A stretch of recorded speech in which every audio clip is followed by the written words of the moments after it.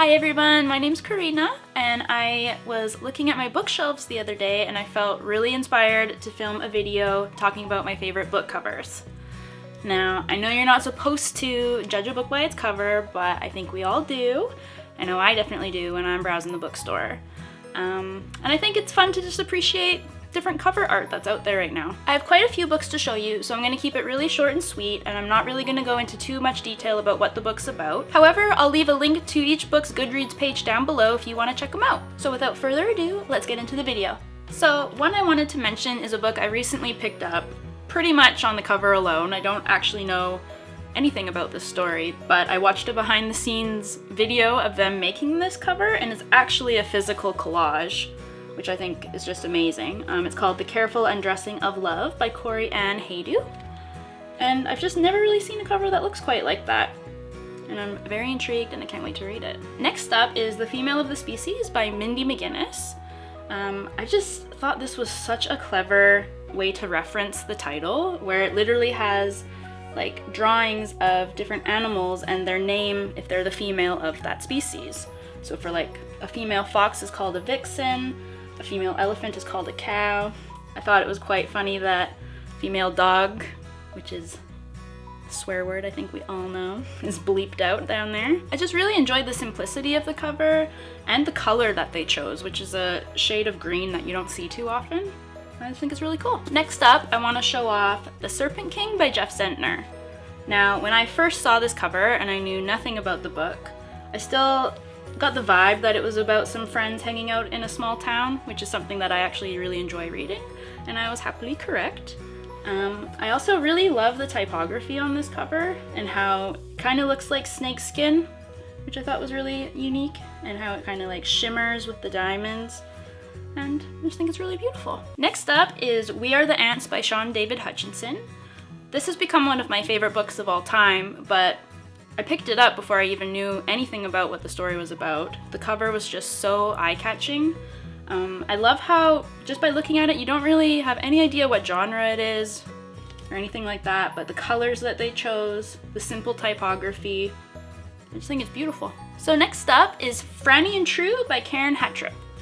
I haven't seen too many people talk about this book, but I really enjoyed it, and again, it was a total cover buy. I don't normally like books with faces on the cover, but I thought that this one was just so artfully done. I found it more intriguing than anything else, and just kind of like how they've got the girl with the bathing suit here just kind of gave me summer vibes, and yeah, and then I picked it up. Next up is The Raven King by Maggie Stiefvater, my queen. I like every cover of the books in this series, but this one in particular is my favorite. The shades of blue that they chose I think are just perfect, and this is like an art piece that I would frame in my house if it was possible. I just love how it actually looks like a painting and you can kind of see the brush strokes in it. I think it's just stunning. Next up is On the Other Side by Carrie Hope Fletcher. I totally bought this book because I love Carrie's YouTube channel, but the cover's gorgeous. And it's a cover that comes to mean more after you've read the book because it features all these different things that are actually within the story.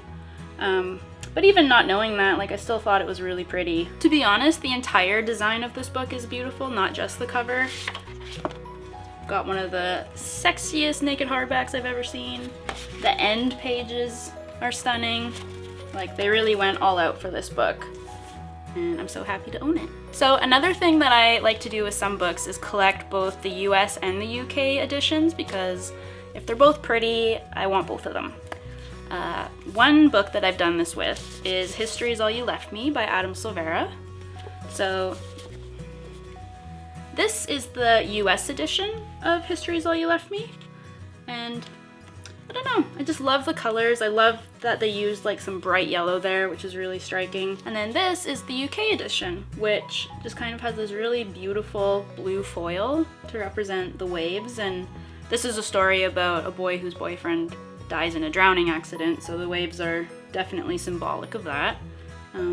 It's just really simple and beautiful, and I'm just really happy that I have both copies. The next book that I wanted to show you guys is More Than This by Patrick Ness. I love how it's just black and white with this bright yellow door.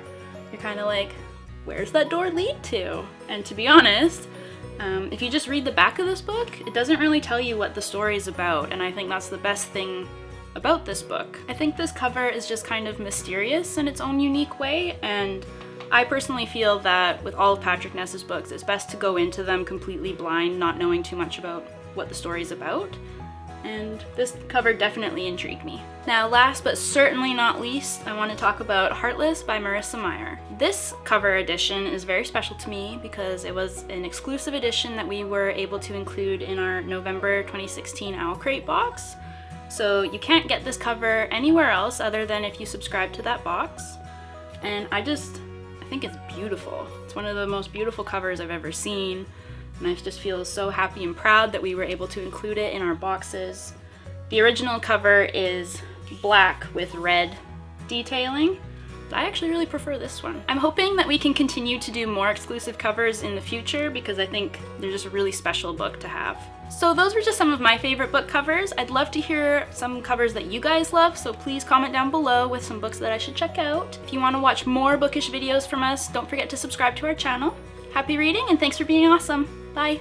That's so beautiful.